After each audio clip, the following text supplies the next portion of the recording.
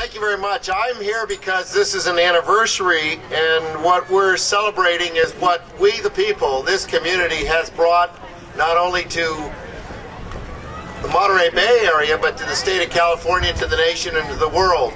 This was a bottoms-up political effort.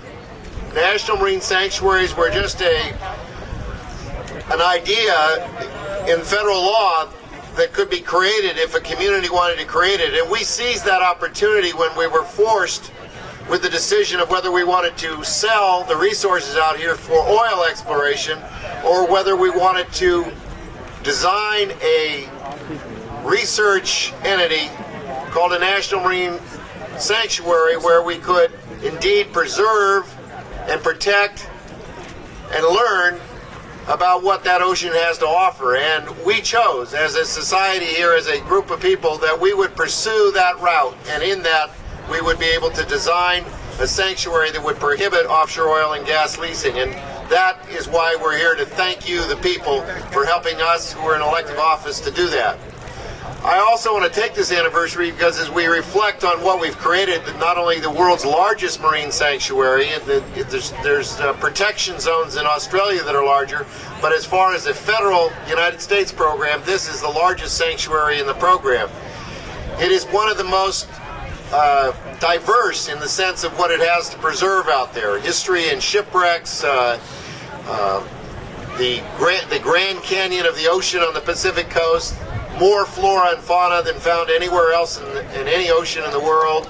An opportunity for our marine research centers around the bay to expand and give new job creations. Industry that will come in here, I think, in the research mode. I think biomedicine is going to reach out to the ocean to find solutions to illnesses on land for enzymes and so on that may be found from organisms in the ocean offshore.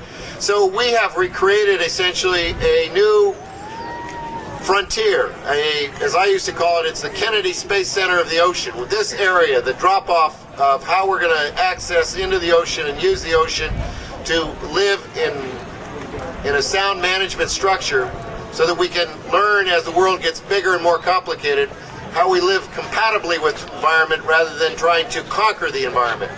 And why I want to just say all this to you is this last week in Congress, the House Resources Committee, which I sit on, did an awful thing. There's a new attitude in Congress that says we only want to make money off the environment. And if we can take the public resources and find a way to get that money, not to give back and to invest in creating more parks and more recreation, but we're going to just take that money from the selling of the environmental resources and put that in what they call a lockbox so that it can't be spent, and that will help balance the federal budget. That will help cut the deficit. And that's exactly what the actions of the Resource Committee was this week in a partisan vote.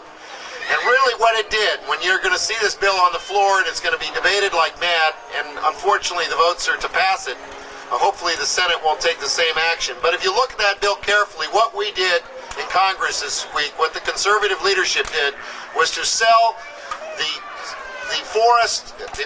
They sold the mountains to the ski resorts. Every ski resort that is on federal land now has the option to buy that land without competitive bidding.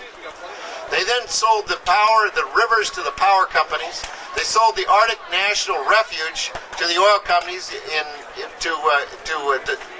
develop the oil out there.